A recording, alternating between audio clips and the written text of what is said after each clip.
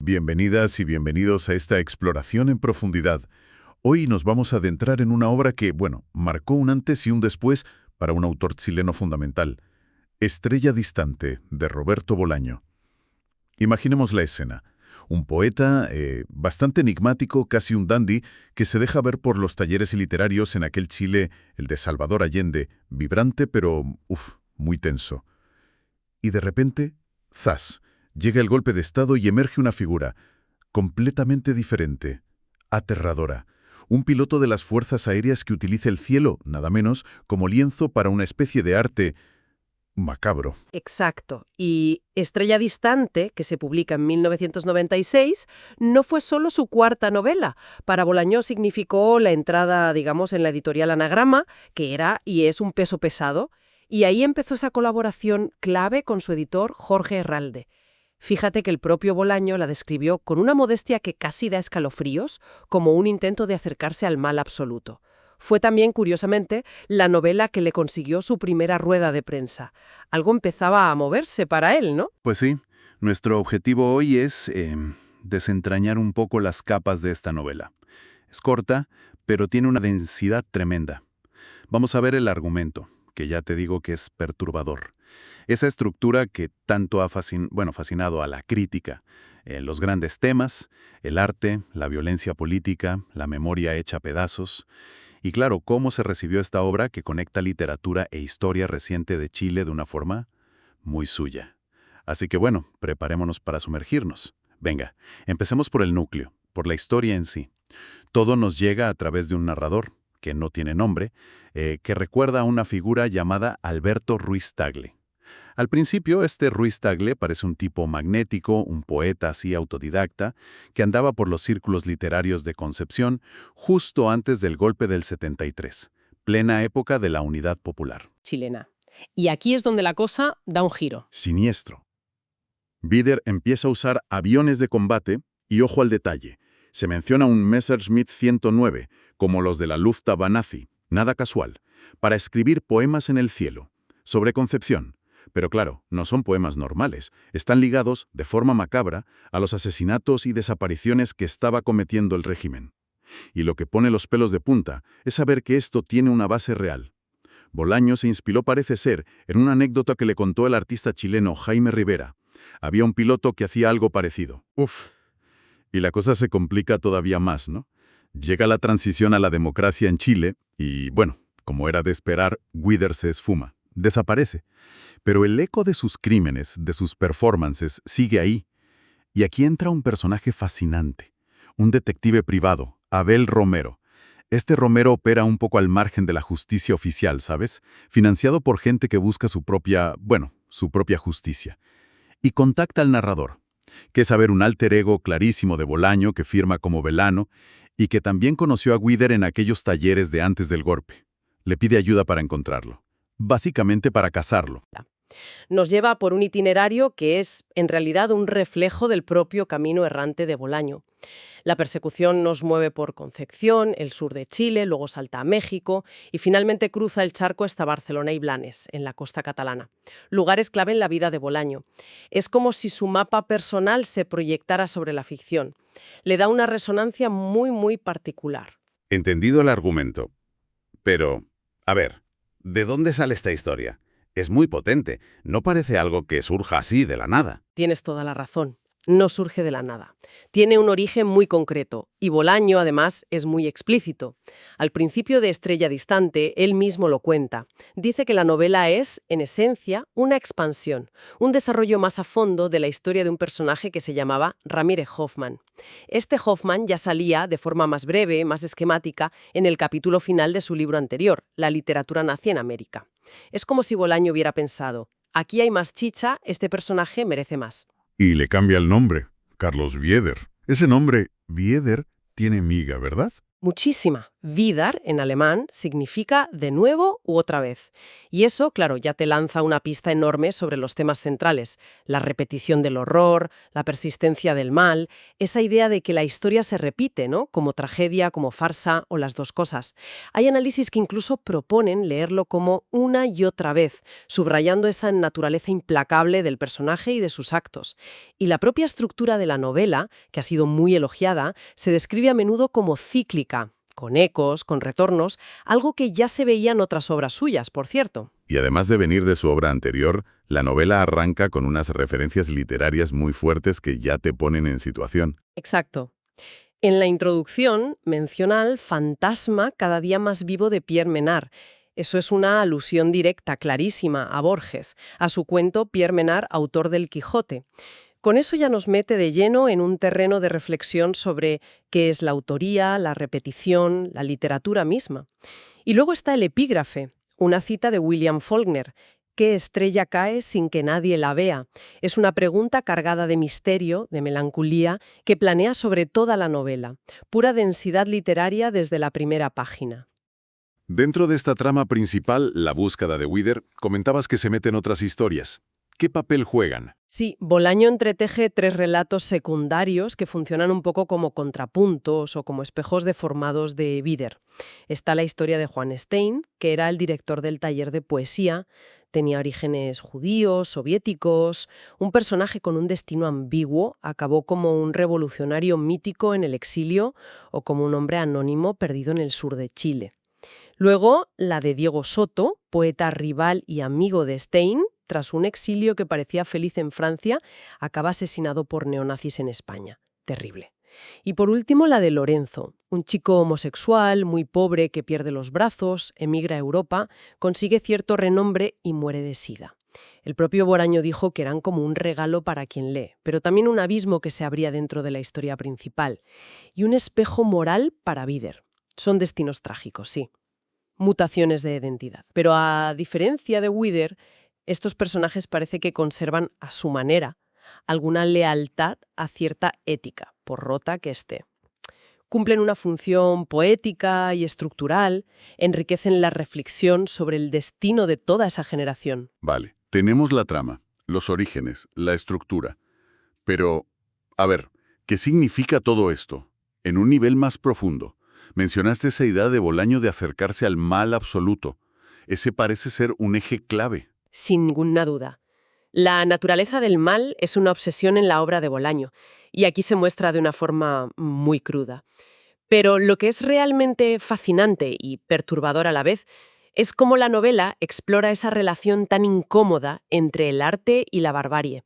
Porque Wieder, a su manera retorcida, se presenta como un artista, incluso como un vanguardista. Ahí quería llegar yo.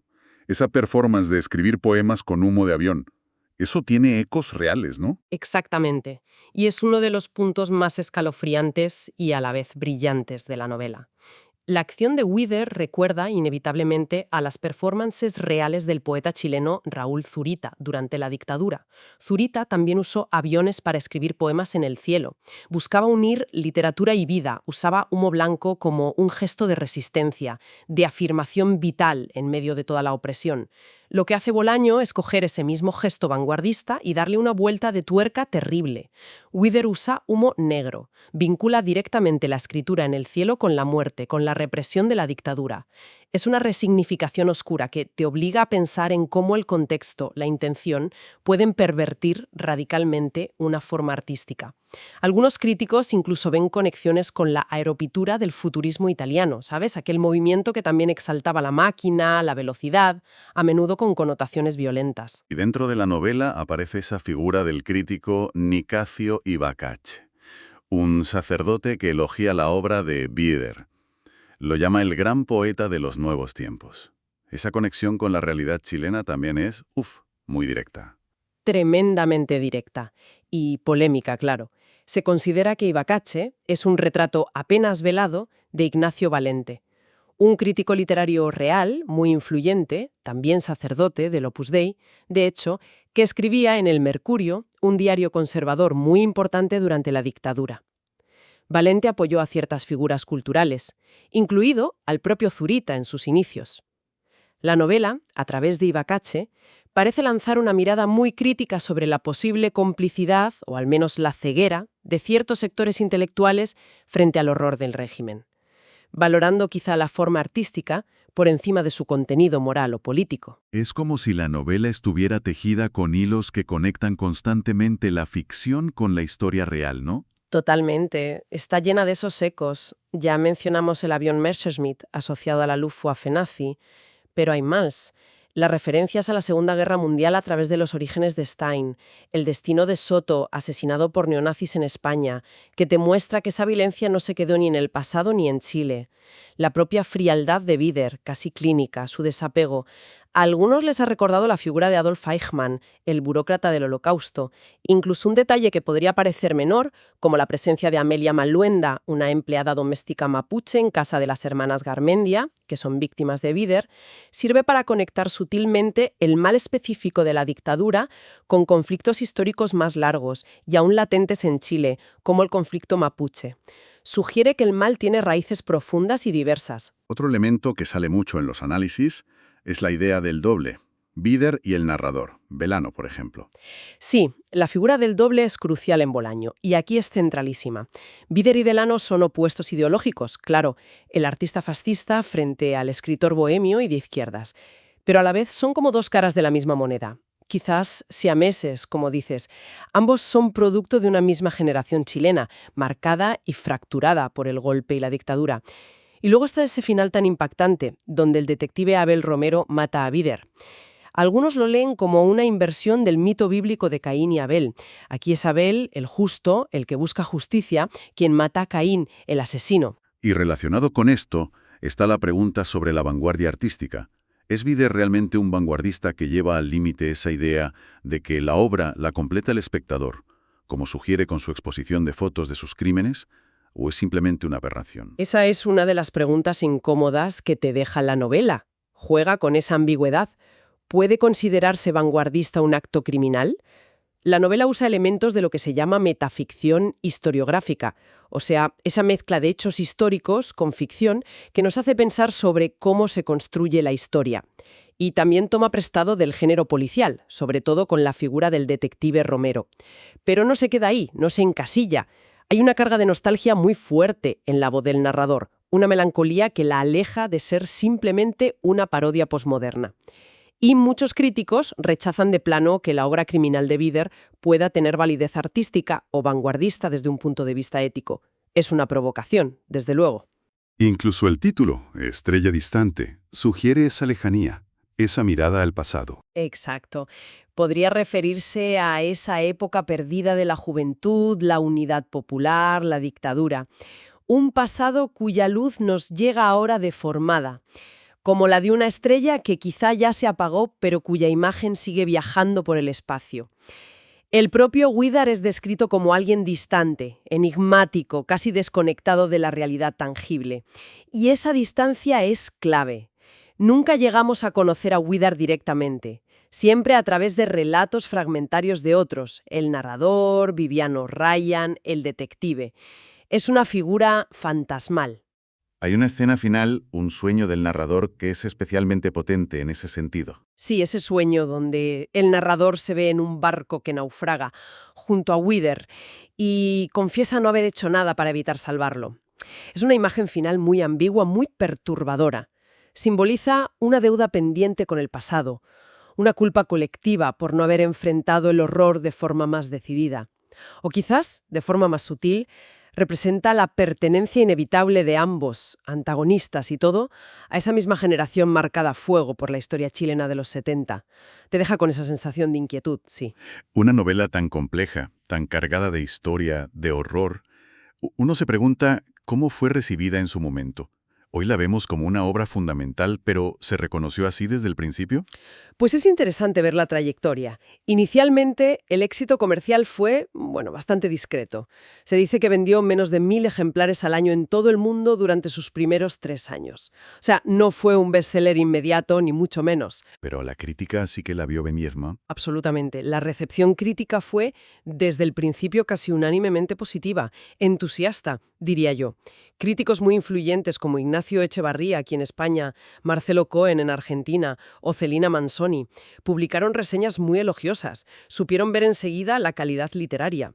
Destacaron la estructura de Enigma, la riqueza intertextual, esas conversaciones con Borges, con García Márquez, cómo funcionaba como una especie de fractal, de expansión de la literatura nazi en América, y el uso inteligente de elementos del policial, incluso de la ciencia ficción o lo fantástico. En Chile, una crítica tan importante como Patricia Espinosa escribió ya en 1997, al año siguiente de publicarse: Roberto Bolaño se nos viene a situar de golpe como uno de los mejores narradores chilenos de hoy. La jugada maestra ha sido Estrella Distante. Hubo un reconocimiento inmediato de su potencia literaria por parte de la gente que estaba atenta, digamos. Y claro, con el tiempo todo cambió.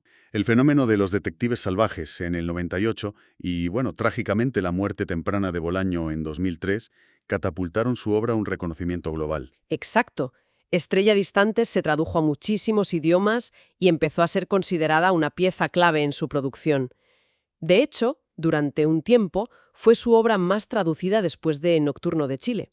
Escritores de la talla de Jorge Volpi no dudaron en calificarla de obra maestra. Llegó a decir que era su mejor novela breve. El reconocimiento tardío fue masivo y contundente. Hay una anécdota sobre una lista de las mejores novelas en español. Sí, esa es muy reveladora. En 2007 se hizo una encuesta a 81 escritores y críticos hispanoamericanos para elegir las mejores novelas en castellano de los últimos 25 años. Pues Estrella Distante quedó en un impresionante puesto número 14.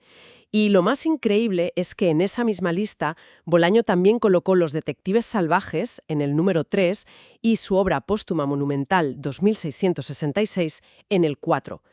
3 novelas en el top 15. Eso te da una idea del impacto gigantesco y la valoración de su legado. Entonces, recapitulando un poco nuestro recorrido, Estrella Distante es mucho más que la historia de un piloto asesino con ínfulas artísticas.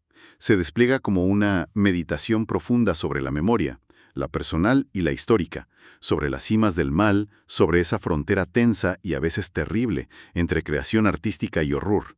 Y por supuesto, es un retrato oblicuo pero imborrable de una generación chilena atravesada por la violencia política. Es una obra de una complejidad notable, sí, tejida con múltiples capas de significado, llena de ecos literarios e históricos.